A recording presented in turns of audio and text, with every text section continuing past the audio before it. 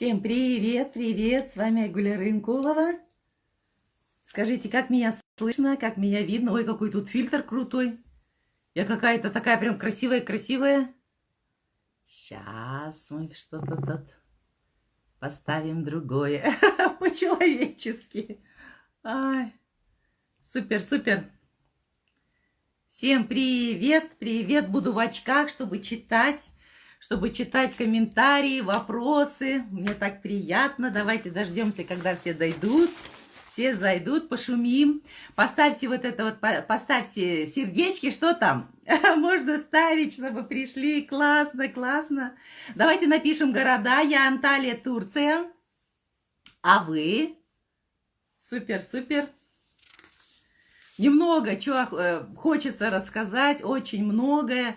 Я позавчера думала, боже мой, все рассказали, мне ничего не оставили, о чем же говорить. И в моей команде написали горшки, да, обжигают совсем обычные реальные люди, у вас шикарная, говорит, история, рассказывайте о себе, говорите о своих фишках, говорите, как вы подключили пятерку.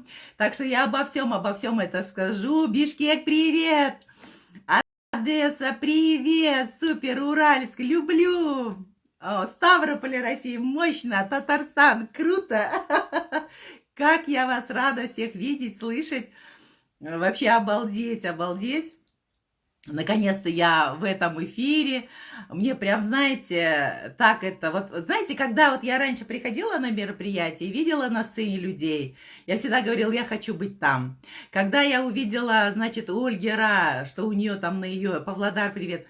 Я тоже говорила, я хочу быть там, я уже была. На сцене я уже была, да. И вот на этой платформе я уже несколько раз была. Я вам желаю, чтобы вы были здесь, у вас своя история, у вас есть о чем рассказать. Супер, моя Бахетгуль, привет всем, Марина, всем привет. У меня только моя команда, у меня 12 стран, поэтому это круто, это мощно. Давайте еще подождем, музыку включить не могу, потому что у моего ребенка идут уроки, сегодня у нее онлайн, завтра у нее офлайн. Мы проживаем в Турции, ей 10 лет, моя Айгуль Илар, у нее 29 стран, это та девочка, которая крутит глобус, показывает в любое место точку, тыкчет пальцами, говорит, я хочу сюда, и мы ищем. Это девочка, которая умеет бронировать в течение 3-5 минут. Это девочка, которая... знает в совершенстве маркетинг, может выйти к доске и все рассказать. Именно это моя дочь. Сейчас она учит турецкий. Там, значит, недавно проходили экзамены. Со 100% она берет минимум 67-72. 100% у нее английский и 100% у нее математика. А остальное вот туда-сюда, да, но круто. И также у них есть урок, где их обучают на арабском языке Коран. Это вообще, просто сказка. Я вот хочу обо всем этом говорить, как я здесь оказалась и вообще, кто я такая, да. Я думаю, что всем интересно. Многие у нас новенькие, многие, наверное, меня не знают, поэтому давайте обо всем ждем, еще прям ждем минуты 5. Да, я думаю, что буду всем полезно сегодня. Ей сейчас 10 лет. Да, 10. Мы когда начали с ней путешествовать, ей было всего лишь 7,5. Да, и мы когда... Вообще большую роль сподвигнула меня бросить судейскую должность. Это, конечно, привет, моя Буртак Марина, привет, Фарида. Конечно, то, что я ее практически не вижу, что мы с ней не общались, родила я ее в 43, конечно же, хотела, чтобы она в старости типа со мной общалась, и мне старшая сказала, мама, а вы уверены, что она будет с вами общаться, если вы с ней сейчас не разговариваете, да? Вот такая вот у нас история. Давайте еще прям минуты 5, и, конечно же, сейчас разыгрываются Мальдивы, все вы знаете. Когда мне сказали про Мальдивы, я говорю, это моя тема, потому что я могу рассказать о Мальдивах, я там была. И вот это вот все серебро, которое я приобрела, это были Гоа, это индийское серебро. И там, знаете, там такая целая улица, и все выложено, целая улица серебра. Я купил вот такой огромный мешок серебра. Я раньше, помню, в Актюбинске пойдем, Смотрим, но цены-то кусаются, а тут на тебе вот такое, да? Давайте еще прям секунды пошумим, и давайте я начну с вами представлюсь, кто я такая на самом деле, да, Айгуля Райымкулова, да, знаете, когда я посмотрела, кто в этом месяце выступает, и среди них, значит, есть и долларовые миллионеры, наши борд-директора, есть национальный, и вдруг я региональный директор, это, конечно же, меня воодушевляет, и я понимаю, что моя история интересна всем. Итак, нас уже нормально людей, да, я думаю, просмотров будет потом больше. Я Айгуля Райымкулова, мне 53 года, я казашка, региональный директор компании Incruises, 28 лет юридического стажа. Последняя должность у меня была судья по гражданским делам. И я именно та, которая сняла судейскую мантию и стала сетевичкой. Я всегда была против сети, и вдруг я, значит, начала, и сейчас я понимаю, с 10 миллионеров 8-7 это всегда сетевики. Вот, всем привет! И вы знаете, я свой результат я сделала за год и 2, этот региональный директор. Уже у меня не хватало 40 проплат до национального, и началась пандемия. Но пандемия мне дала очень много полезного, очень много положительного у меня вместе с тем, хотя у меня тоже 2 брата чуть не умерли, они прям были при смерти, и корона, конечно, меня вот сказалась на мне тоже очень плохо, но позитив в чем? В том, что я очень много обучилась, я прошла очень много тренингов, как с самой компанией, как и онлайн я подписывалась на ведущих мировых коучей, тренеров, и, конечно же, у меня... Я еще не только личностно росла, я выросла духовно, потому что я прошла многие энергетические практики, где вы сами знаете, у нас нисходящие и восходящие энергии. Я научилась ими управлять, и у меня девиз не только то, что у меня все препятствия и ступени, у меня девиз, чтобы внешний кризис не стал твоим внутренним кризисом, и я над этим работаю. Конечно, не всегда у меня все хорошо получается, я тоже еще девочка, я та же еще женщина, бывает у меня зависть какая-то такая вот внутри, но я тоже понимаю, что это стимул, это движение, понятно, да? Итак, что такое Мальдивы? Когда я услышала про Мальдивы, я поняла, как это круто выиграть эту путевку. Всем вам успеха! Все знаете, что надо взрастить именно как можно больше безоплатников, не подключить, значит, свою прямую линию, и потом из этих своих с прямой линии всех сделать безоплатниками, подключить по 5 человек. Это могут быть клиенты, это могут быть партнеры, но это крутяк. И знаете, это вообще реально, это возможно. И я думаю, что победит именно сильнейший, тот, кто действительно это сделает. Если раньше, например, был конкурс, и он просто конкурс игрался, я так рада, что наши топы решили именно по результату сделать, что вот будет у кого самое больше, тот и выиграет. Это вообще суперски. Мальдивы – это шикарный райский уголок. Мы там были, мы прилетели на самолете с 2 детьми. И я, значит, когда летела, со мной еще были люди, где-то человек около 9, и я думала, какой возьмем такси, как буду сейчас я объяснять, какой порт. А нет, оказывается, мы прилетаем прям сразу же на Индийский океан, мы тут же садимся, нас сажают на катера и довозят до огромного белоснежного лайнера. Потом мы там 2 суток стояли на Мальдивах. Это мусульманская страна. Моя старшая дочь решила с Ардах пойти потусить, вечером выплыть. И нас постоянно в любое 5 минут могли доставлять до берега. Вот, но нет, оказывается, дискотеки идут пораньше, надо договариваться, чтобы это было в отелях. Вот, поэтому 2 дня мы были на Мале, на 2-й день мы пошли по берегам, по островам, и были даже в том отеле, где отдыхает и останавливался Брэд Питт с Анджелиной Джоли. Когда я была среди этих стен, я думаю, ну надо же, да, если бы мне сказали, мне... государственному служащему. Вы знаете, у меня такая работа была интересная, да, все охота, ну, так посмотришь на шкафчик дел, а дела там, стоят эти судебные решения, какой тебе отдых, да?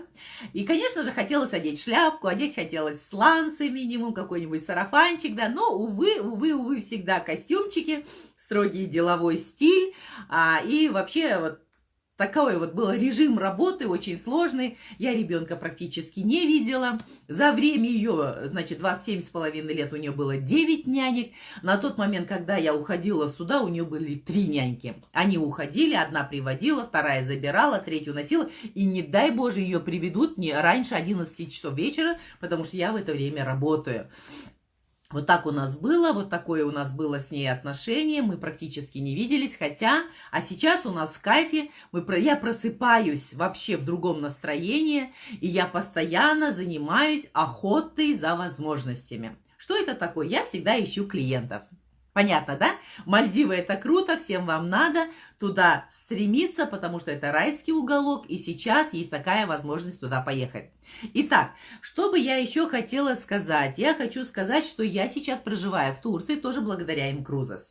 Я благодаря Incruzes нашла время для себя, время для ребенка, высвободила время. Я жила и на Гоа работала, я жила в Нью-Йорке, в центре Манхэттена, тоже работала. Сейчас у меня забронирован круиз, и я планирую жить в Лондоне, минимум в этом году, 2 месяца в Лондоне прожить, не в этом, на следующий год. Потому что сейчас моя дочь ставит спектакль «Соломея» в театре Вахтангова, она в этом году занята. И мы забронировали на следующий. Почему? Потому что я буду делать британскую визу именно в Казахстане. В Турции мне могут сделать шенген американскую, но не британскую. Понятно, да? То есть я сейчас проживаю в другом. Надо правильно писать желание. Я писала «Домик у моря», «Домик у моря». Не уточняла, что это Испания. И вот, пожалуйста, живу в Турции, да? Супер, супер, сейчас. Окей, теперь... Что еще скажу? Скажу, вот, что надо постоянно инвестировать. Давайте так, раз у нас безоплатники, да, как я приступила, как я сделала свою 5. Глупо я ее сделала, сразу скажу, это была моя ошибка. Ну, какая ошибка?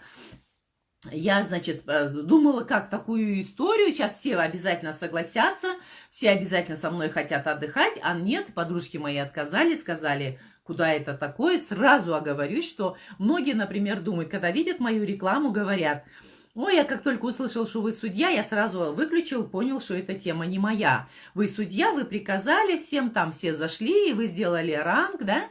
Я вам хочу сказать, мне было сложнее. Почему? Потому что у меня на тот момент уже не было контактов. Мы, когда были судьи, у нас были вот такие маленькие телефоны, которые не прослушивались. И эти телефоны еще у нас забирали в сейф. Да, помимо всего, у меня не было этих людей, с которыми я общалась. Нам не разрешалось общаться. В рестораны мы ходили в закрытые помещения. Если вы кто-то юрист, вы это понимаете. Вот, а потом, когда я осталась, как говорится, на полях, да, я не знала маркетинга, 2400 круизных долларов. Я подумала, что если я подключу 5 человек, мне дадут наличку. Я взяла расчет в суде через месяц и 10 дней, 300 дел были в производстве, рассмотрела. И думала, что я сейчас 5 человек, да, быстренько подключу и буду на это жить. А подключилась, мне 350 дали. А 2400 нет. И я говорю, что это такое? Это называется не знать маркетинг. И тут мне говорят, нет, это круизными, они будут тебе то сразу не давать, а будут по 200 круизных долларов класть, и ты можешь только потратить на круизы. А я же все уехала, покаталась, и вот тут у меня загорелось все, потому что ребенок мой привык жить хорошо, она ходила в частную школу, это была очень дорогая школа, вот, и мне надо было... Я попыталась ей сказать, говорю, Илар, у меня теперь есть время, давай пойдем в простую школу, я буду тебя водить, приводить. Она говорит, окей. Я говорю, ну, я не знаю, как ты там подружишься, если у них в классе было там 8 человек, 12 человек, да, тут 42 человека. И я, конечно же, переживала, тем более одно дело рассматривала, когда ребенок упал, и его там затоптали на лестнице в таких обычных школах. И я говорю, я не знаю, как ты с ними, получится у тебя, нет? И она сказала, да не беспокойтесь, я утром на завтраке поговорю, потом не получится, в обед поговорю, за ужином на полдень поговорю. Я говорю, там не будут тебя кормить. И она сказала, а что это за школа? И я поняла, что нет, Айгуля, ты не можешь ребенка отдать в обычную школу, ты должна работать. У тебя есть шикарный инструмент, это Incruzes. Вперед на мины, Айгуля, и я побежала. И когда я побежала, это было, конечно, смотрелось смешно, а я уже все-таки в возрасте, 51 год, на каблучках, когда ты цок-цок-цок ходишь по зданию суда, это одно, а когда ты на полях, когда ты бегаешь, у тебя нету машины, и на автобусах, и все там подобное. Я одевала, конечно, широкую обувь, удобно, чтобы у меня нога лежала, да. Эта обувь покрывалась пылью, я прибегала. У меня еще был климакс, я говорила, сейчас я вам расскажу про миллионный бизнес, и они смеялись надо мной. Они говорили: Айгуля, ну, успокойся, пожалуйста. Некоторые приходили со мной, встречались только из-за того, чтобы понять, почему я ушла. Все почему-то думали, что я ушла по отрицательным моментам. И они просто приходили со мной послушать, а я думала, что они зайдут в бизнес, а они хотели услышать мою душераздирающую, когда я говорила, я просто сама уволилась, они говорили, они кто так говорили: сеть, боже мой, Айгуля, боже мой, ты что, не можешь адвокатом быть? Ты не можешь даже быть нотариусом, боже мой, боже мой, боже мой. Я говорила, это круто, это клуб американский, ты о чем, вы о чем, да?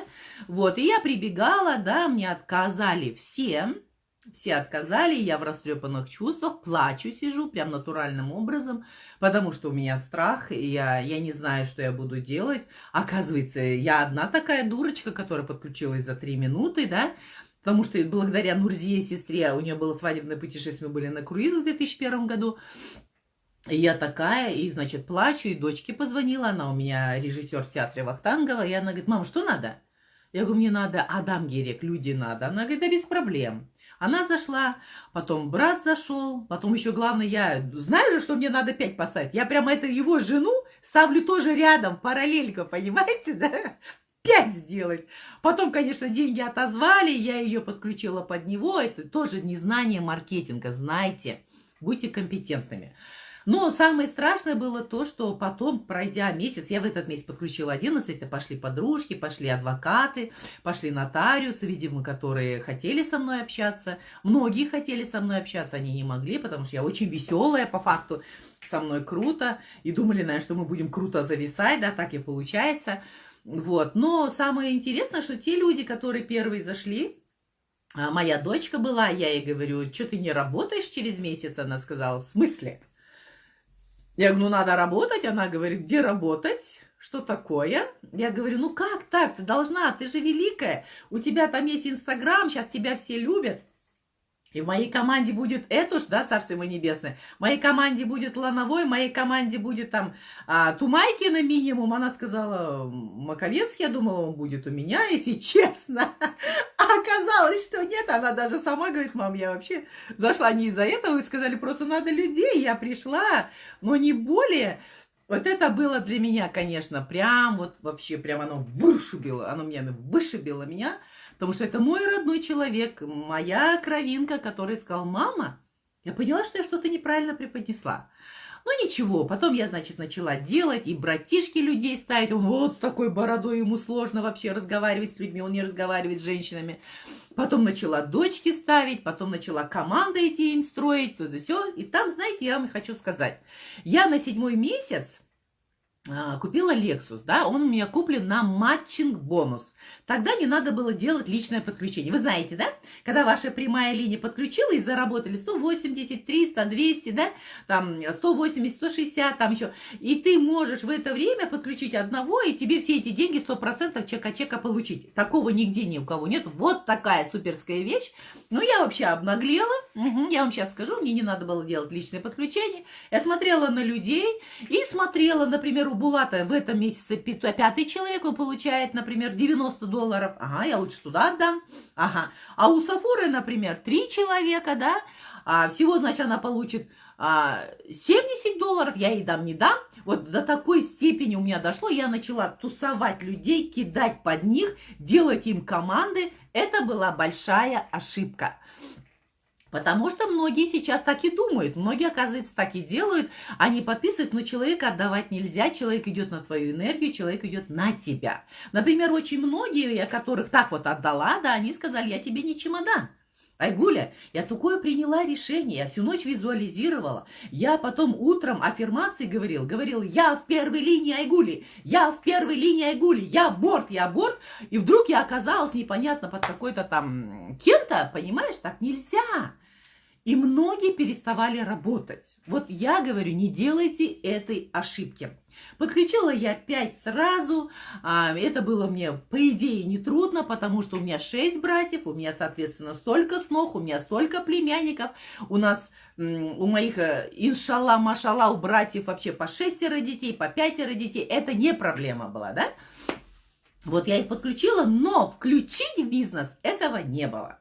Потом, значит, я начала бегать, я прям с Овраской бегала по городу, хватала человека, например, Альмиру, да, вот, хватала ее и ходила по ее встречам. Проводила я в день 9-12 презентаций. Я прям просто стояла у доски, иногда я говорила, я в офисе, видите всех, вел город всех. Я работала на всех. YouTube я выучила за ночь. Я поняла, что надо проводить презентации. Я поняла, что плохо проводятся презентации на тот момент, на мое мнение. И я вышла на сцену. Это я взяла такую ответственность, и это, между прочим, круто. Почему? Потому что я вот просто смотрю, у меня просто почему-то нет. Ага. Привет, привет, привет. Вот этот момент. Потом, смотрите. Как мне сказали, говорить о том, что какие фишки, да, я хочу сразу сказать. Я, например, когда зашла, большую роль сыграла у меня Сания Хайруловна. Знаете ее, да, которая торговала мясом. Она мне давала презентацию, она так скудно сказала, она практически ничего не рассказала. Просто своей такой жирной, красивой рукой она сказала «бесадам, бесадам, бесадам», вот так вот в лицо, как гипноз, и все. И это была вся презентация. Я когда на нее посмотрела, я думаю, господи, если она сделала, так я вообще сама все быстро сделаю. Почему такие вот амбиции у меня были? Это была нехорошая корона, я считаю, да, но она на меня сподвигнула, она об этом знает, мы потом смеялись. Я думаю, господи, она торговала мясом 22 года, да я вообще же звезда, да, я люблю публичные выступления, меня дайте, пожалуйста, мне микрофон, у меня микрофон никто не украдет, вот, и не отберет, да. Вот это вот сыграла роль. Но вы знаете, кто сейчас Сания Хайрулловна, я ее догнать не могу, потому что это трудоголик, это умница, это наша мама. У нее в команде даже есть борд Ками. Она зарабатывает большие деньги, купила 2 квартиры, сейчас покупает машину. Понимаете? А я сижу на своем РД. Вот теперь давайте рассуждать. Большую роль сыграла, конечно же... Привет, Финляндия, привет! Большую роль, конечно же, сыграла Ольга Родниченко. Я ее слушала, потому что тогда было мало, было в основном Ольга Родниченко. И она сказала, такая скромненькая, в сером костюмчике, она сказала, чем больше я путешествую, больше я зарабатываю. Я такая, мать родная, все думаю. Да если я буду кататься, дай вперед, все. Вот это меня зацепило. Сейчас я всем говорю. И знаете, как это выглядит? Я когда еду, у меня 4 круиза, у меня 29 стран, сейчас у меня Лондон, Норвегия. Я просто показываю маршрутные листы, либо показываю видео. У меня девочка моя нарезала видео, да, и я говорю, они говорят, как это так, Айгуля, как это так? Я говорю, я просто показываю, привет. Я просто говорю, показываю, смотрите. Я приехала сейчас на МСИ. Привет! Посмотрите, какой лайнер! Круто! Зашла в каюту. Вот моя каюта. Смотрите, какие, что я кушаю здесь. Здесь королевские креветки. Все. И люди идут, потому что у меня сейчас рабочий инструмент Инстаграм. Окей. Это была у меня, значит, Ольга. Большую роль сыграла Аронец. Она одна первая пришла и принесла это в СНГ. Она маленькая, хрупкая женщина. Думаю, господи, да она вообще, я не знаю, она мать Тереза, она не знаю, Лютер Кинг, она не знаю, кто она просто герой, да? Окей. И до самого главного я хочу дойти, это сыграла, конечно же, Султана. Я застряла на МД. Такая блатная.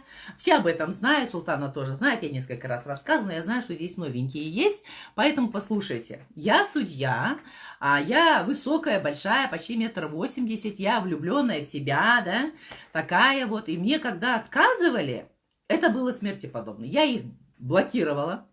Если честно, они для меня умирали, вот честно. Вот, и, значит, я прекращала с ними общаться, я тупо обижалась сильно на них и считала, что они отказали мне, а не себе, да? Окей. Потом, значит, я сделала МД и застряла. Ой, 300 баксов нормально, хватает, в общем. Так, и что, главное, плюс-минус туда у меня матчин бонус, вообще круто. И, значит, я приехала в город Уральск, я ездила по городам, приехала в город Уральск, я же с Актюбинска, и, значит, там 4 дня, значит, качаю Уральск, классно, все меня уже любят, да, я такая классная, музыку включаю, танцую, понятно, да? В общем, все дела. Да вы что, виснет? Ну-ка, ну-ка, ну-ка. Кто еще скажет, что виснет? Не знаю. Теперь слушайте, думаю, ну ладно, круто, давайте сейчас я еще и мобильные данные или перебью я. Можно и мобильные данные включить, и Wi-Fi, чтобы туда-сюда прыгало или нет? Подскажите. И вот слушайте, да? Я, значит, такая мощная, и потом, значит, на 4-й день у меня уже был поезд, Султана пришла на 4-й день. Я очень сильно испугалась. Почему? Потому что это для меня как Верховный суд. Вы представьте, я даю презентацию, и заходит к вам на презентацию борд-директор. Вообще, я как-то так, я не знала, я думала ей отдать сцену, она не опоздала, между прочим. Думала ее на сцену, и она зашла и сказала, я слышала, что вы очень хорошо даете презентацию, я пришла вас послушать.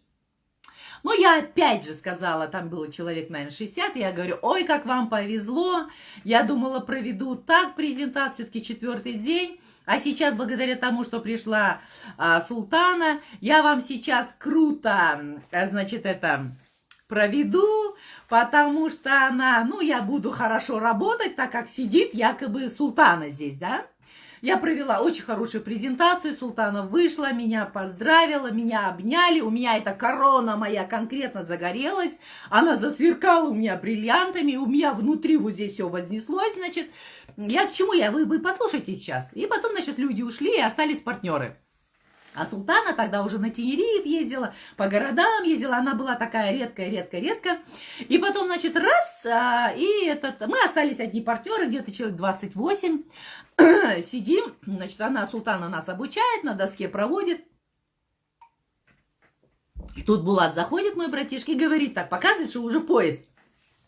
И я говорю, я уезжаю, и тут опять, значит, они, ой, спасибо, ой, красавица, ой, молодец. У меня опять, значит, опять в душе шатер, ага, отхожу, и такая говорю, а у меня такой, значит, болезненный вопрос, чего же я не могу сделать СМД-то, СМД, 2-й ранг. Застряла я. И я говорю, Султана, у меня есть вопрос, значит. Она такая говорит, мне выйти к вам? Вот тут звоночек. Я такая, да не надо. Я думаю, что многим будет интересно. Они, да, значит, ага. Ну, я типа такая умная же. Думаю, наверное, хороший вопрос задаст, там, о легальности, там, или о чем-то. И она говорит, я говорю, знаете, застряла на МД, не могу выпрыгнуть на 2-й ранг. Значит, она такая, может, все-таки я выйду? А у нас звоночек, да? А я, да нет, типа, валяй, давай сейчас, значит, туда-сюда. И тут она говорит, у вас проблемы с личностью. Вам надо работать над собой. Вот кто сидел, кто меня узнал уже за 4 дня, они головы опустили. Мой Булатик убежал вообще.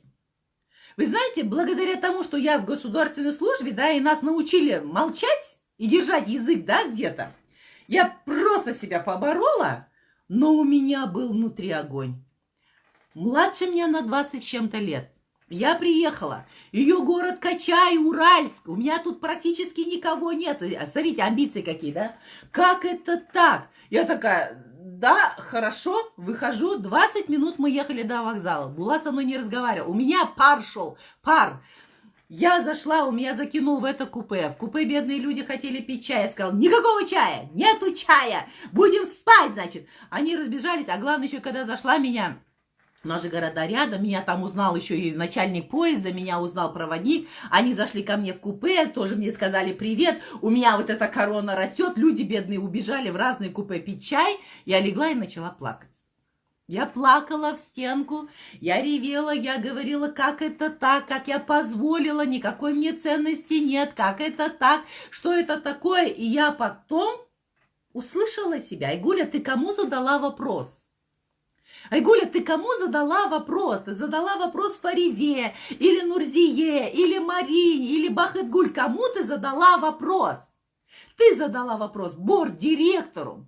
Ты задала вопрос доллару-миллионеру. Ты хотела услышать ответ. Слушай, Айгуля, а ведь в тебе столько всего гнилых картошек. Ты вся внутри картошка, понимаешь, гнилая. И я Уже потом начала реветь от того, что я осознала, кто я. Вы понимаете, как мне стало стыдно за себя.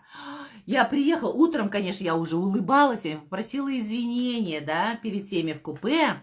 Потом я приехала домой, подняла свои подняла списки и всем позвонила. Я раньше со своими партнерами работала так: делайте. Руки, ноги есть, делайте. Видите, я делаю. Мне сложно, мне все отказывают, я делаю.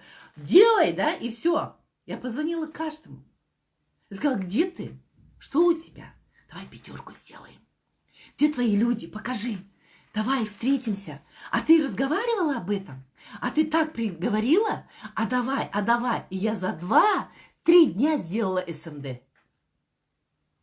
Вот услышьте вот этот момент, понимаете? Поработайте над собой, уберите свои картошки, потому что у нас от сердца, бизнес от сердца. И когда я рассказываю, когда встречаюсь, я сразу говорю: я боюсь рассказать не так. Если вдруг тебя что-то не устроит, и ты сегодня не примешь это решение, ты мне задай вопрос, я тебя соединю с Саньей Харулом, я тебя соединю, не знаю, с кем-то соединю, который объяснит, молча не уйди. Вдруг я до тебя не донесу, вдруг я к тебе сердцем не смогу коснуться, понимаете? И говорю: я не знаю, может, это не тебе, может, это тебе не касается, может, это не по тебе. Почему? Да, вот этой железной лопатой она меня сбила. Потом, через год она приехала в Актюбинск, и мы сидели все директора у нее, да? Султана сидела, я встала среди директоров и сказала: вы помните, вы мне корону сбили? Она говорит: да вы что? Я такая: да, начала рассказывать, она подошла ко мне, обняла, говорит: вы меня простите? Неужели меня, говорит, так, это ни слова, вы меня простите, да? Я такая: я благодарна вам. Я благодарна вам, низкий поклон вам. И знаете, почему я это рассказала? Потому что там сидели директора. Среди них сидели 4 моих директора. Я говорила так: дочь, я тебе скажу, ты меня простишь, но ты, сноха, слушай, понимаете? Это вот лидерство. Это умение над собой посмеяться. Это умение сказать: я такая, да, я такая, с гнилыми картошками. Да, я завидую, да, понимаете? Супер же, супер. Итак, вот это вот было у меня вот Султана, да, сбила. Потом сыграла роль в моем. Была Дана Балтабек. Она приехала, молоденькая девчонка, такая желторотая, классненькая такая. И я помню, я рассказывала своим... у меня такая ветка, знаете, интеллектуальная. Доктор психологических наук, доктор юридических наук, нотариус, адвокаты, судьи, бывшие судьи. Это кошмар. Но ничего. И я говорю: едет девочка, приходите. И знаете, мне что сказали? Они мне сказали: ой, Айгуля, что мне там девчонка может рассказать? Ты вообще мощь, ты, главное, мне тебя хватает. Понимаете, вот так вот. И, видимо, я не смогла продать. У меня такие люди. И я пришла. Я сидела, я помню, я обнимала Балтабек, Дану. Я помню ее хрупкую девочку, потому что у меня же дети же, моим дочкам. Дочке 31, сыну 23, маленькой 10, да? И я слушала ее. Я сидела, слушала, и у меня провалилась монета. Она сказала: +1. Мы играем как эстафету, понимаете? А я видела, я думаю, как эти знаете, между нами говорят, да, как эти салаги делают? Я не знаю, пиво пьют, что ли, на тележках сидят, как они делают? И главное, у меня же как еще Инстаграм. Я тут такая лапуська-мапуська, я же не могу так лапуська-мапуська, да? И значит, все, окей. И она сказала: я делаю 1+. Я просто как эстафету передаю 1+, 1+. И мы, говорит, просто решили Америку, давайте сделаем. Если Америка дает деньги компании, почему бы не делать? Да, вот эта монета провалилась. Я многих подключила на этом +1. Многие продвинутые, молодые, у кого правильно мозги работают, они все зашли на +1. Это Дана Балтабек.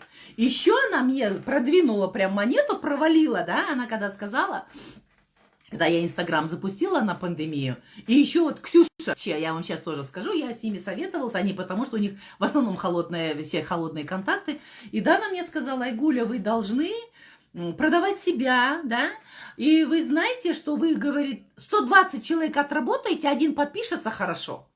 Мама, что это такое? Какой кошмар! Но это была прививка. Это была прививка, и я поняла, что я правильно иду. И я зашла в этот Инстаграм.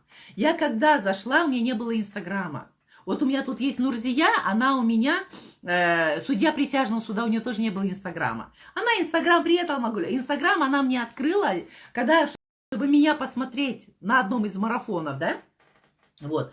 Да, один раз я дала рекламу дала по Казахстану. Вы помните мою рекламку? Я судья, 51 год, решила изменить жизнь. Я была в Нью-Йорке, я летала на красном вертолете, я плаваю, та-да-да. Позвонили 43 или 48 айгуль и где-то 30, которым за 50. Они сказали, я говорю, у меня вот бизнес инкрус. Они сказали, нет, просто мне приятно стало, что я тоже айгуль, понимаете? А в Казахстане Алмагуль, Айнагуль, Айгуль это сплошь.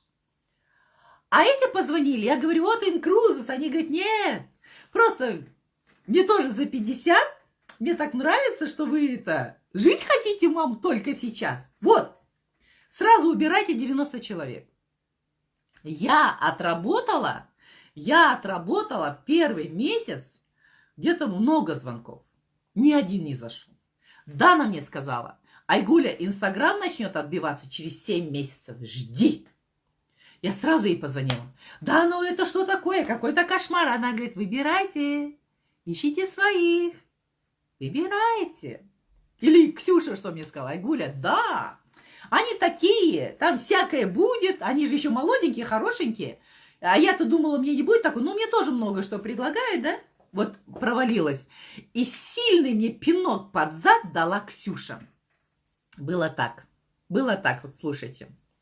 Мы на каком-то форуме в Астане, Ксюша сидит там в VIP-зоне, они там пьют вино, мартини, я сижу в стандарте. Я там не сижу не от того, что цена билета дорогая. Я не РД, я СМД. И тут Ксюша подходит ко мне и говорит, а что это вы тут? А я там. Вы представляете? А я там. Просто как так? Это она сказала, надо делать ранг, Айгуля. И общаться с топами. И быть в чате топов. И общаться с випами. И сидеть с випами. И попадать в энергию випов. И теперь, когда я беру всякие тренинги, если там есть вип, и он чуть дороже, я его беру. Потому что я понимаю, что это инвестиции. Я попадаю в эту энергию. Я общаюсь с ними, я с ними ем, я с ними разговариваю. Делайте. Мы все жадничаем. Ну, честно же, жадничаем. Почему? Потому что мы жадничаем в первую очередь себе. Надо детям, надо то, надо маме, себе. Себе в первую очередь. Счет оплачивать себе в первую очередь, потому что это мои инвестиции в путешествие. Это мои инвестиции. Получила деньги? Получила зарплату вначале себе. Знаете еще как получилось? Я когда была адвокатом еще, мы получали гонорары, и мне девчонки продвинутые говорили, тетки взрослые, Айгуля, ты получила гонорар? Некоторые говорили, пусть поспят дома. Деньги, да? Получила гонорар? Купи себе вначале, никому не отдавай, а еще же приходили в долг, просили, никому не отдавай себе. Пусть мелочь себе, брошка себе. Вот это вот правильно. Счет, который вы не оплачиваете, это ваша финансовая пробка. Не будет роста. Ну, не будет роста. Вот когда вы встречаетесь, ваш барабашка выбежал и поговорил с тем барабашкой. И когда вы говорите, ой, круто, инкрузас, мощный, я поеду скоро туда-сюда, а барабашка говорит, слушай, она вообще не уверенная, свой счет сама не оплачивает, она умна, в общем, и все. И все слилось. Вот сыграла у меня... Я вот называю тех, кто вот сыграл, да, для меня, кто меня подстегнул вообще. И очень сильно ко мне заходит, я прям люблю, это Айжан. Вы знаете, Айжан с Киргизии, она, когда рассказывала презентацию, у нее классная, красивая презентация, она РД, вот, я ее очень уважаю, я работала с ее людьми в Москве. Между прочим, она потом, когда стала РД, она сказала, что большую лепту внесла я, прям большое спасибо. А Айжан, она сказала так. Как она, это фишка, как она сделала 5. Она говорит, я своим сказала, домашним, мужу, у нее 2 детей, родственникам сказала, я начинаю бизнес. Помогите, поддержите меня. Вы же хотите? Сказали, конечно, конечно. А что для этого надо? Да? И вот, знаете, вот она сказала, вот представьте, я бы открыла ресторан. Вы же бы пришли ко мне покушать? Я говорю, да. А вы бы заплатили же, наверное, да? Ну, чтобы у меня не в убыток было. Да. Да. Скажите просто, поддержите меня. Я начинаю бизнес. Что для этого надо? Не делай бизнес, если не хочешь. Зайди и накапливай себе. Будь просто туристом. Надо сразу сказать, что он должен накапливать, что это долго, что это клуб. Это элитный клуб, куда он зашел. И здесь, благодаря тому, что это клуб, ты накапливаешь на свой депозит и будешь ездить. И ты съездишь не 1 раз, ты поедешь несколько раз. И когда у тебя вначале 60% в доступе, помните, 70% в доступе, у тебя постоянно остаются деньги. Майкл это так нам объяснил. Он говорит, вы не умеете планировать. Я же помню, как я в Турции покупала вещи, потом они еще же берут, дают тебе в долг, потом тебе сами привозят эти дубленки. Я год отдавала за них, да. И иногда я ездила в кредит, еще брала денег, потом отдавала, и этот вот отпуск убивал меня тем, что я потрачусь, потом он меня постоянно напоминал мне, да. Вот. А Майкл сказал, нет, ты заплатишь, забронируешь. У тебя останется еще деньги, 40%, чтобы был другой круиз. И ты за 5 лет увидишь весь мир. Вот это круто. И это мощно. И Айжан сказала, просто накапливайте себе. И она поставила 5.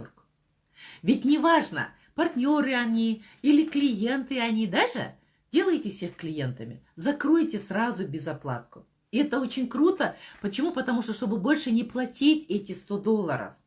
Я не хочу платить. Я зашла за 295, пригласила 5, забрала все свои деньги. Мне сверху еще подарили. Да? Я зашла и больше ни копейки не плачу.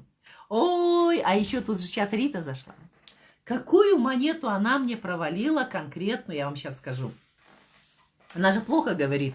Она непонятно говорит на русском, да? И мы сидели, слушали, и она сказала, да, я плохо говорю. Среди вас, наверное, есть, которые знают несколько языков. Да? А почему-то вы там, а я здесь. Опа-на, опа-на. Вот это, я думаю, ну надо же. Вот такая вышла с детем, с ребенком, на груди. Она проводила нам тренинги. Развернется, сиську даст, отдаст, мужу вручит. Да? Как она работала. Я видела, как работает султана. Я вообще все повторяю за султаной. Я двигалась за султаной. Она приезжала, и помню, один раз я пришла, где-то человек было 24, она была тоже, она рассказывала, да. И потом мы вышли, я ждала такси, она подошла, и вот так вот у нее был такой шарфик у султана, и вот так она разговаривала. Она же такая вот неэмоциональная, это же я такая, да, такая, она такая, так ровненько. И потом она вот так открыла, а там вот такое вот опухшее горло. Она говорит, у меня температура. Я, говорит, напилась таблеток, да? О, да, деда. О, да. Потом она спала по 2 часа. Вот что Ками, что Султана, все девочки, кто сделали ранги, они пахали. Вот поймите правильно, это бизнес, надо работать. И Ками тоже, она всегда же красивая, такая тоненькая, нежная, летает, прилетает, и с цветами встречает, там чемоданчик вот этот катит, такой хорошенькая, да?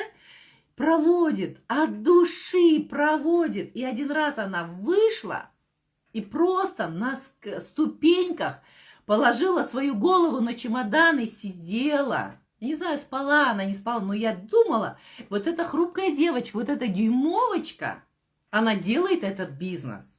А мы как? Приходи. Вытащить хотим человека, а сами сидим в чем? В ночнушках дома.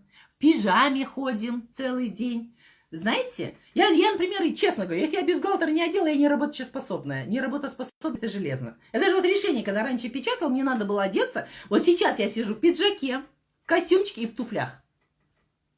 Вот тогда я в ресурсном состоянии. Я должна выглядеть хорошо, понимаете? Человек смотрит на тебя, он понимает, что ты бизнес-вумен. Ты должна выглядеть хорошо. В первую очередь начните с себя. Окей? Окей. Вот это вот то, что вот работоспособные они. Я думаю, что вот на тот момент... Привет, Дана, привет. Я же тебя люблю сильно. Дана, это тот моторчик. Да, она быстро говорит. Вот мои девчонки, они же все как... И кто она как-то быстро говорит, а непонятно, да. Я ее ловлю. Я тоже стала говорить быстро. Я тоже как-то так вот паузы театральные выдерживала, там голосом играла, да. Я сейчас говорю быстро. О, ну что сделала Аселя? Аселя какую монету мне провалила? Это девочка, которая прикована к постели. Я благодарю, что я могу ей в личку написать. Она мне может в личку ответить. Умница, умница, сильная духом. Такая, которая делает. Она ее движет вообще. Я не знаю, это помните... Помните, когда я так мечтала о туфлях, да, я так мечтала желтые туфельки взять, у меня не было денег, я ходила, смотрела на витрины, я расстраивалась до тех пор, пока не увидел человека без ног, да, и когда я увидела, что Аселя на моем ранге, мы с ней одинаковый ранг, она лежит, да, а я вот такая здоровая, да, 1,80 м, да, ем похвалу каждый день, да. Вы понимаете, о чем я? И тогда ты себе делаешь что? Сама себе пинок. Пинок. Да, у меня же климакс же, у меня же то настроения нету. Проснусь иногда бывает без настроения. Я тебе как Мюнхгаузен из болота тащу за волосы. Да, бывает такое, включая музыку. Спасибо, включая музыку, начинаю танцевать, прыгать, понимаете? Почему? Потому что я накачиваю энергию себе. Я помню, как Сания Хайруловна сказала: Айгуля, иногда, говорит, надо залезть на стол, говорит, и сделать звонок.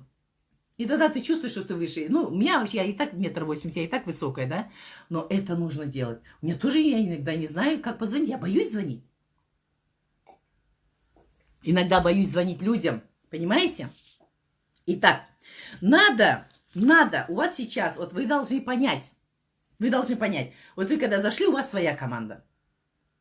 У вас своя команда, понимаете? Вы сама мама, вы квочка, вы клушка, это ваша семья. И надо ее любить. Безусловно, просто любить. Если вы не полюбите команду, меняйте отношение к команде. Или что надо делать? Менять команду. Это делать нельзя. Любой клиент – это тот, который уже старенький, да?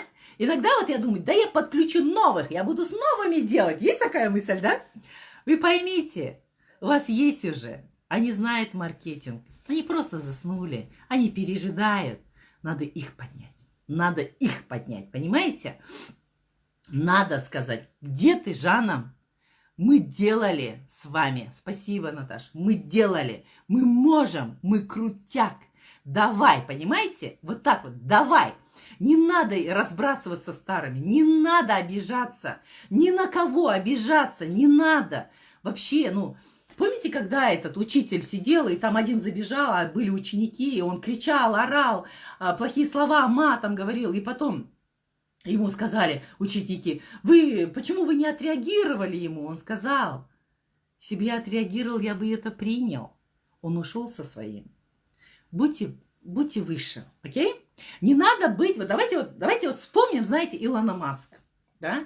Это вот, который машина Тесла, это у него под землей, да? У него космос, у него Марс, он сейчас придумал там ракеты, он выпускает эти ракеты, он со слезами в глазах говорил, что от него отказывались, да? Я когда его слушаю, меня прям все, это человек, сверхчеловек. И у него инвестиции какие? У него несколько раз ракеты не долетали и разбивались. Это был ущерб, понимаете, ущерб. А мы не хотим на тренинге, мы не хотим чай поставить, мы не хотим пойти в буфет, ага, надо ей чай, кофе дать, мы жадничаем. Поймите, это инвестиции. Вначале вы должны дать, чтобы получить. Дать, чтобы получить, понимаете? Это вот самое-самое. Вот Илон Маск, вот эта машина Тесла, да, он кушает, чай пьет, ходит, спит, машина его везет. Машина, которая на электричестве. Он делает все, чтобы Земле было легче. Что-то сделайте, вклад свой Земле, людям. Что-то сделайте. Ну не будьте этими картошками, поняли, да? Потом, вот на позитиве, я всегда на позитиве. Вот когда говорят плохой муж, мне вот очень часто в Инстаграм пишут, потому что я юрист же, об алиментах пишут, о мужьях там пишут. И говорят, плохой у меня муж. А я говорю, зато у тебя есть муж. Круто? Зато. Всегда зато. Окей? Зато. И все. Итак, и еще я всегда себя чувствую паровозом. Вот я паровоз, я большая. Это не то, что вот я там большая, да? А там у меня вагончики. Они такие классные, идемте за мной. И они садятся. Кто-то едет со мной на короткий путек. Кто-то едет до конечной остановки. Кто-то будет подкидывать дровишки, уголь, да? Кто-то будет подходить мне кофе подносить. Вот такое. Я просто еду. Я еду. Знаете, я повторяю еще за Султаной. Она когда-то уехала на Тенериф, показывала свою жизнь, да. Потом много я за ней повторяю. Я как знаки ощущаю, что она с Уральска. Я помню, как у нее украли сумку в Испании. Мне отказывали 4 раза в визе, да. Мне даже дочка сказала, мама, Аллах говорит вам, не едьте, может быть, там что-то с вами случится. Я сказала, нет, у меня едут 14 человек, которые мне верят. Мы поедем, да. Я сделала за 1 день, за полдня паспорт, за 2-й день, 1 день я сделала себе визу, да, это стоило больших денег. Это были мои инвестиции. А некоторые ломаются. Вообще люди как карандаши, кто-то тупит, да, кто-то ломается. И я повторяю за Султаной. Вот она уехала, и мне многие пишут. Я уеду, говорит, в Турцию, буду рядом с вами, буду. Даже не моя команда, даже не мои люди, да. Я поеду, буду как вы. Я приехала уже, когда была РД. Вот это вот вы должны понять. Султана начала ездить, она уже была на хорошем ранге. Вот знаете как? Вот это вот вагончик, да, стоит. Вот, например, вы раз толкнули, потом отошла. Через 2 дня встала, вспомнила. Раз толкнула, потом отошла. Через неделю пришла, раз толкнула. Вы как думаете, он двинется? Нет, Жанна. Вот так схватила и толкай. И вот когда он побежит, ты его не догонишь. У меня сейчас этот вагончик побежал. У меня огромная команда. Я ее очень люблю. Я низко кланяюсь каждому. Кланяюсь и благодарю, потому что у меня зарплата, они мне делают эту зарплату, понимаете? Я обучила всех. Вот еще знаете, кто мне провалил монету? Зарина Кабдагали. Она сказала, я работала 1 час в день. Я заходила она и говорила, некогда мне, быстро к доске. И я делала то же самое. Не хотели выходить? Ой, я не готова, давайте завтра. Ой, давай я подготовлюсь. Я говорю, к доске. И она рассказывала мне, у меня все обученные. Все, кого не возьми, Фарида, Вахидгуль, все дадут шикарную презентацию. У меня дочка умеет писать, у меня все умеют писать, да? И когда говорит, я не готова, я говорю, выходи. И вот там прямо сейчас у доски мы все эти вопросы решим. У тебя прямо сейчас все вопросы решатся. И я обучила. И когда я обучила их, я уехала. У меня зарплата пошла. Здесь, вы видите, сейчас скажу. В Турции я 7-й, больше 7 месяцев я не подключила ни одного турка. Здесь невозможно, здесь очень тяжело. Здесь сложно, они не доверяют. Я туристка, я бомжи для них. Они не верят, они очень осторожные, они не любят расставаться с деньгами. Они не понимают, что где-то там виртуально. И вот я сдаю, хожу платить за свет, за газ и расписываться моего возраста. И моложе меня есть, которые не умеют писать. Они ставят вот этот пальчик. Вы вообще понимаете, ставить пальчик? И я им рассказываю лайнеры. Англия, Дания, Норвегия. И говорю, ты поедешь, будешь накапливать. И когда-нибудь, когда ты захочешь, ты поедешь. Вы вообще понимаете это? Невозможно. Поэтому приехать в Турцию и делать бизнес, я вам говорю, надо приехать уже на ранге минимум СНД. Да, тут фрукты, овощи дешевые, но очень дорого свет, очень дорог газ, очень дорого все. Здесь холодно еще, понимаете? Вот. Либо надо приезжать, уехал. Но когда мне говорят, я хочу с вами работать, я говорю, сделай ранг, минимум СНД и приезжай. Тогда пойдет. А так нет. Это очень сложно. Окей? И вот смотрите, когда вот вы предлагаете, можете задавать вопросы, когда вы предлагаете, вы должны знать, что у многих есть ошибки, бывшие ошибки, и они боятся, у них стресс. Вот когда вы им рассказываете, у них стресс, и надо говорить, я понимаю вас. Наши многие, и я в том числе так думала, наши многие, понимаете? И он будет понимать, что он не один такой. И он зайдет.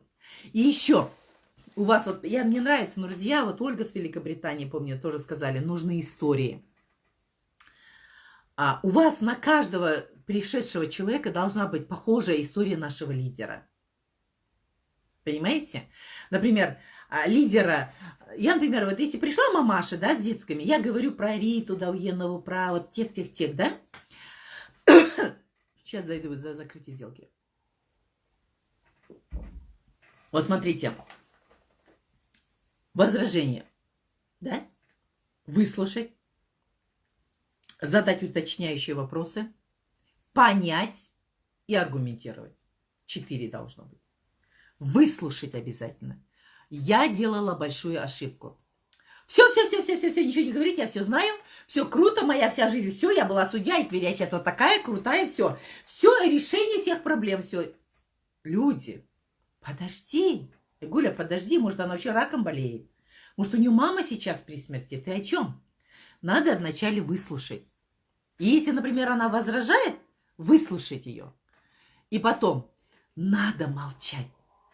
2 уха, 1 рот.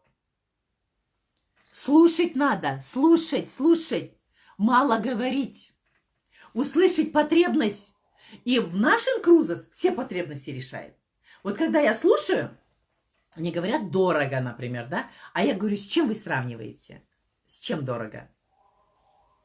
Ну, дорого. С чем дорого? С футболкой дорого, с чем? С похвалой дорого, что? Понимаете, да? Раз. Сейчас про пирамиду расскажу. Я говорю, потом говорю. И когда говорят, я подумаю.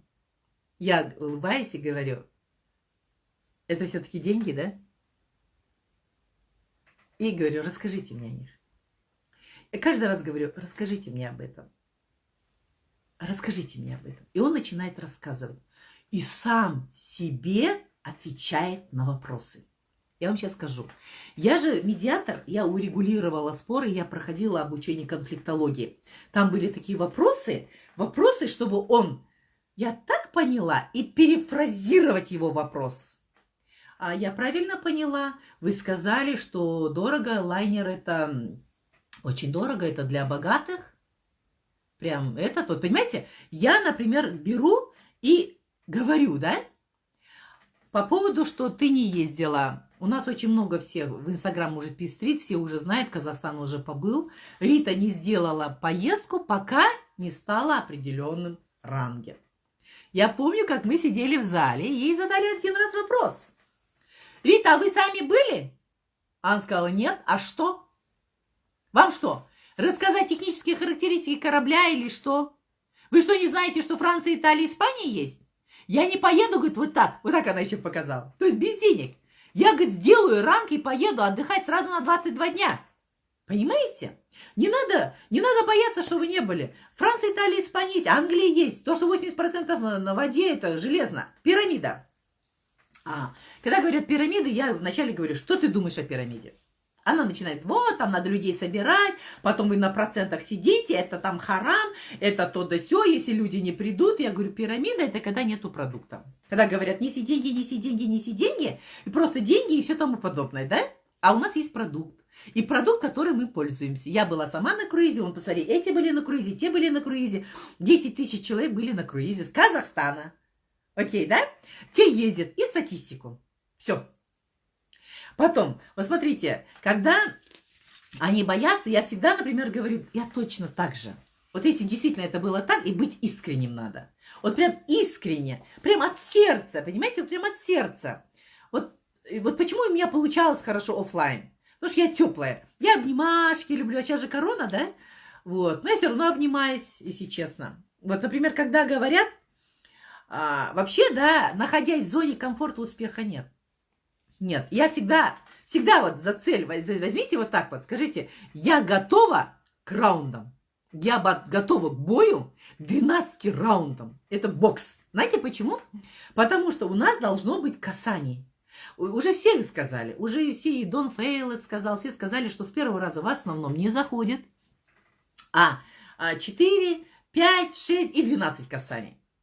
Сколько ты сама зарабатываешь, да? Да, есть такое. Мне еще говорили, ой, Гуля, 7 миллионер больше, 7 больше, лишь бы ты была миллионером. Ты когда станешь миллионером, потом мы там придем, да? Вот такие моменты. Я говорю, слушай, как я буду делать одна бизнес? Ты что, не понимаешь, что у нас же командное образование? Я же команду строю. Я зову тебя в свою команду, потому что я тебе доверяю.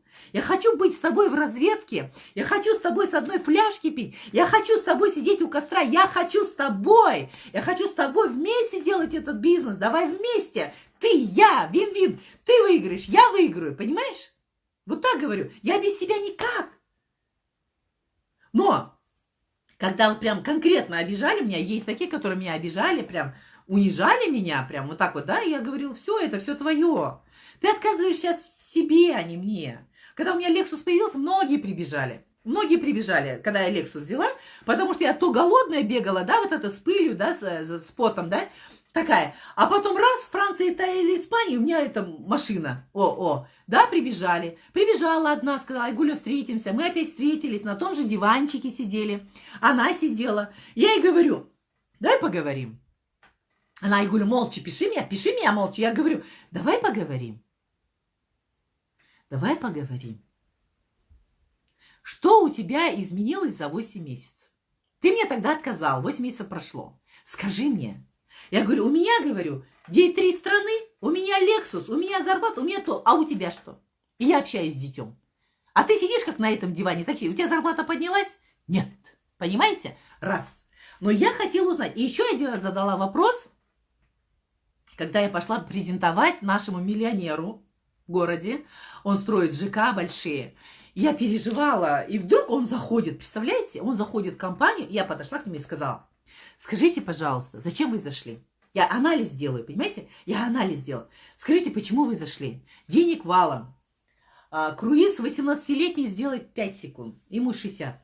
И он сказал, Айгуля, когда ты сказал, что ты хочешь построить мечеть, и когда люди, многие ваши хотят построить мечеть, я не могу построить мечеть.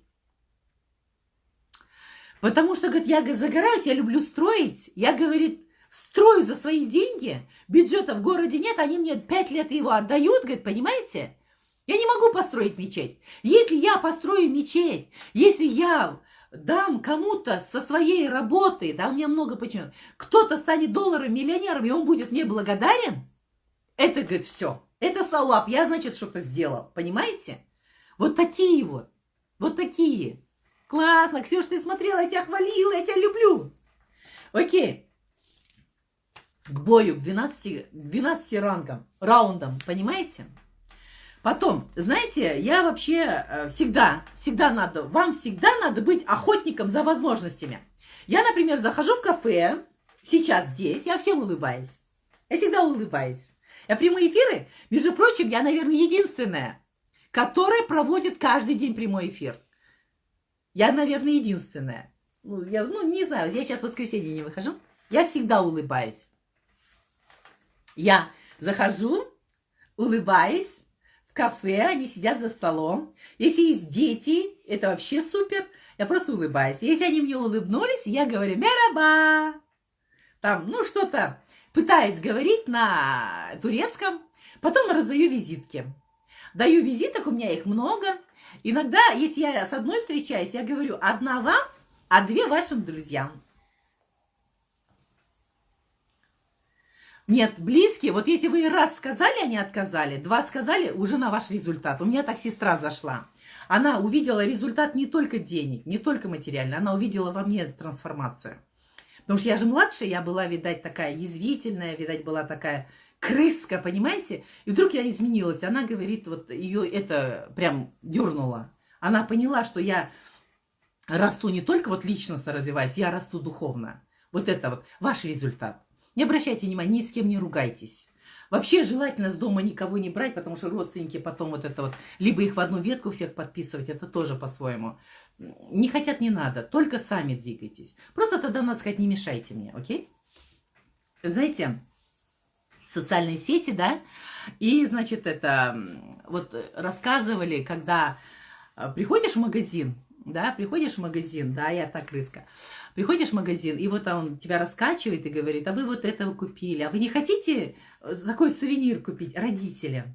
И вот у них в доме будет стоять этот сувенир, они будут радоваться. И там говоришь, ой, не надо, не надо. И вы знаете, что говорит этот турк? Он говорит, вы, наверное, много хлопот доставляли родителям, да? Вы, наверное, они в вас инвестировали, вы, наверное, еще не отдали ничего, да? Там вот он тебя просто растаскивает, понимаете? Да, сейчас я вам скажу про прямые эфиры.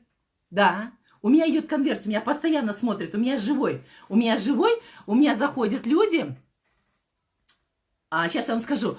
Она, знаете, как зашла ко мне? Она сказала, я просто в одном из эфиров сказала, пошла на Гербалайф, хотела зайти на Гербалайф, да?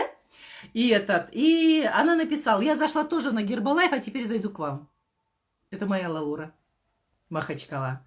И говорит, давайте рефералку. Я ей дала рефералку, и что удивительно, она единственная, которая сказала, мне так неудобно вас мучить, но мне что-то проплата не проходит. Господи, да мне за счастье, мучите меня, да? И я говорю, да, она сама прям зарегистрировалась. Потом, значит, Инстаграм еще, знаете, я утепляю. Я вам сейчас скажу, когда ты онлайн, вот, например, меня многие вообще любят, да, меня любят офлайн, да, а когда ты онлайн, тебя не знают. И мне надо их обязательно утеплить. Я рассказываю обо всем. Вы, если вы видели, вообще мне сразу еще Маршида Фазыловна моя, я Джамал Байголова, я хочу вам сказать, что мне Инкрузес предложила баня.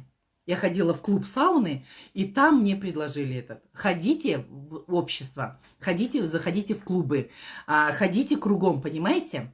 И вот знаете, когда они мне, значит, Маршида Фазыловна еще тоже говорила, Айгуль, у вас такая, говорит, интересная, говорит, эта презентация, ее, говорит, очень тяжело продублицировать, прокопировать якобы. Да, она у меня такая, знаете, она у меня так вытекает, да, красиво. Я считаю, у меня очень красивая презентация. О, влюбленная, самовлюбленная. Ценность себе, ценность компании, ценность спонсору. Про спонсора говорим только хорошее. Почему? Потому что вы тоже станете спонсором. Окей? Весь негатив только вверх, если что хочешь. Ни в коем случае вниз. Окей? Итак. Вот, например, когда вот вы говорите, что надо родителей вывести, да, очень многие у меня вот государственные служащие, у меня же такое, они не могут заходить сами, они заходили на этот, родителей записывали. Я, говорит, хочу родителей отправить.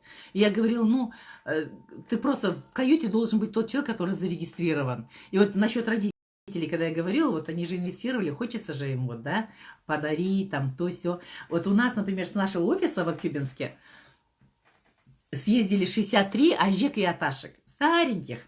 Они приезжали, мне магнитики привозили, плачут и говорят, я думала, Францию не увижу. Я говорю, я думала, я Париж уже не увижу и умру. Вот, да? Вообще, когда я зашла, когда я первый раз услышала, я думала, если я вывезу 2 бабушек и 1-2 с детского дома, да, Я думала, на этом у меня уже есть какое-то предназначение. Когда я увидела масштаб, что масштаб, я могу вывести не одного, двух.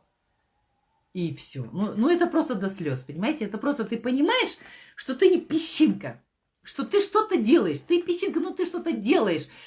Вот о земле. Подумайте о земле, о людях. Не только себе, да и опять себе, и снова себе, окей? Вот мне вот этот вопрос, расскажите мне об этом. Почему? Потому что любознательность. Я всегда очень искренне интересуюсь. А я тоже это не сразу поняла, да? Я интересуюсь его бизнесом, я проявляю интерес. У меня вчера была встреча, да, долго, мне, конечно, было уже уставшая я, конечно, хотела с ним быстренько закончить, но я видела, что у него есть собака в Инстаграм. Я задавала вопросы про собаку. Я говорю, она пахнет, вы ее купаете, вы ее постригаете, вы то, все, понимаете? И он начал про собаку говорить. Я говорю, блин, классно. Ну, классно. Я говорю, собаку держать, это надо иметь большое сердце. Вы, видимо, очень добрые. И когда мы говорим о нем, ой, Айнура Досмарза, она мне первой показала Инстаграм. У нас есть один прикол, там я такая, она фильтр поставила, и я говорю такая, Лолита Милявская отдыхает. Я так ее люблю. Очень люблю, уважаю твоих... Маму твою, твоего папу, царство ему небесное. Вообще круто. Итак, смотрите, надо всегда хвалить. Да, и в команде людей надо хвалить. Вообще всегда говорили, да, вот прям похвалить, а потом сказать, но, похвалить, потом сказать, однако, понимаете? А вот было бы лучше вот так, понимаете, вот так вот, да? Всегда хвалите. Люди любят, когда говорят о них. Люди любят, когда проявляют интерес. Я очень любознательна. Я говорю, а это как? А вот это как? А я этого не знала. И знаете, я не стесняюсь, что я не знаю. Вот не стесняюсь. Собаку не с кем оставить, да? Вы знаете, вот с этой собакой, я его тоже об этом спросила, он сказал, что у него есть подруга, которая с удовольствием хочет ее выгуливать. Да, и вот он вопрос вот так сказал, будет решать насчет круиза. Да потом еще смотрите. И еще я хочу сказать, что вы должны всегда улыбаться. Это ладно, да, и вообще надо стать богатыми и счастливыми. Потому что я видела очень много людей богатых, но они несчастные. Богатые, очень много здесь, они не умеют отдыхать. Наша задача научить их отдыхать. Постоянно должны быть, сам вообще процесс, да, должно быть внимание, интерес, желание, действие. Потом, знаете, вот когда я подхожу к человеку, и он отказывается и говорит, нет, я не могу, не хочу, я говорю, а есть ли у вас кто хотел бы это? Еще, знаете, я так говорю, а есть такие вот у вас амбициозные люди, которые хотят зарабатывать большие деньги? И он думает, а чушь, я не такой, что ли? Или говорю, а у вас есть, может быть, у вас есть знакомые, которые любят путешествовать, хотят увидеть за 5 лет мир? Есть такие? Такие веселые, позитивные. Есть люди у вас? А есть у вас такие люди, которые хотят в наш клуб, в этот элитный зайти? Такой лакшери отдых. Понимаете? Вот этот вот момент. Потом, знаете, я вот вам еще хочу сказать, что мы вначале, значит, вызываем доверие, уважение, да? Потом мы слушаем, потом у нас должна появиться симпатия. Вообще, в основном, я со всеми начинаю дружить. Я дружу. Может быть, я теплая такая, не знаю. Но есть же такие у нас лидеры, которые интроверты, они вообще не общаются, но прекрасно делают бизнес. Не обязательно ходить в обнимку, да, и целоваться, да? Кто первый? Первый дочка, конечно, родной братишка. Родной братишка. Я его, знаете, как взяла? Он у меня мусульманин, он молится, и у него дочка в школу пошла, и им не запрещали в платках ходить. И я говорю, представляешь, ты, говорю, заработаешь миллионы, да, и поедешь в Турцию жить. И твои дети будут ходить спокойно в школу, ты детям покажешь мир. Вот там, 6 детей, представьте, его, конечно, сподвигнуло, что все бесплатно. Он же привозил их между городами. Бургеры, мургеры, там большие деньги. А там аквагорки, аквапарки. Я ему показывала это. А дочка зашла просто, она меня пожалела, потому что я ревела, мне все отказали. Вот. И потом эти адвокаты зашли, потому что хотели со мной общаться, дружить. Все-таки вокруг тебя вертится. Но был такой момент, когда многие заходили, и все хотели со мной ездить в круиз. Но я физически не могла с ними, со всеми ездить, да? Мы с тобой поедем, мы с тобой поедем. Ты точно со мной? Некоторым я говорю, да, постараемся один круиз взять вместе. Там не бойся, что не знаешь языка. Они говорят, а там и Гульнаска, чтобы твоя была. Многие заходили, хотели общаться с моей дочкой, потому что они, ну, считают ее очень великой, вообще небожителем, да. Мы вот хочу с твоей дочкой в каюте быть вместе, общаться. Я говорю, да, без проблем. А сейчас, например, у меня многие заходят, я говорю, я буду делать свадьбу у сына на лайнере. Если ты не будешь клиентом, ты не попадешь на мою свадьбу, и все. На свадьбу. И тем более я сама свою свадьбу, наверное, скоро буду играть. Ну, вот так вот, да? Это к смеху. Итак, и мы должны постоянно искать новых людей, да? Скажи мне, Нурзия, сколько время? Я просто не умею здесь смотреть время. Итак, я думаю, что я была вам полезной, да? 5 я сделала быстро. И, значит, когда говорят, там якобы вот, я всегда, оказывается, была в клубной системе. У меня был клуб сауны, у меня был клуб бассейна, у меня был клуб здоровья, у меня был клуб просто с девчонками, которыми сидеть, да? И вот такие вот моменты, понятно? Очень интересно, были, конечно... Инстаграм у меня Айгульборд. Сейчас меня вот напишут мои партнеры. Друзья, ты мне просто скажи, сколько время. Дана, я должна заканчивать же, да, и мне надо его сохранить еще. Была всем рада. Мне понравилось быть с вами. В прямые эфиры выхожу. Говорю обо всем. О Турции, обо всем. Всем пока. Пока. Извините, простите меня. Это вот говорится о чем? Надо быть ответственной, поставить надо было будильник. Все, пока-пока. Спасибо.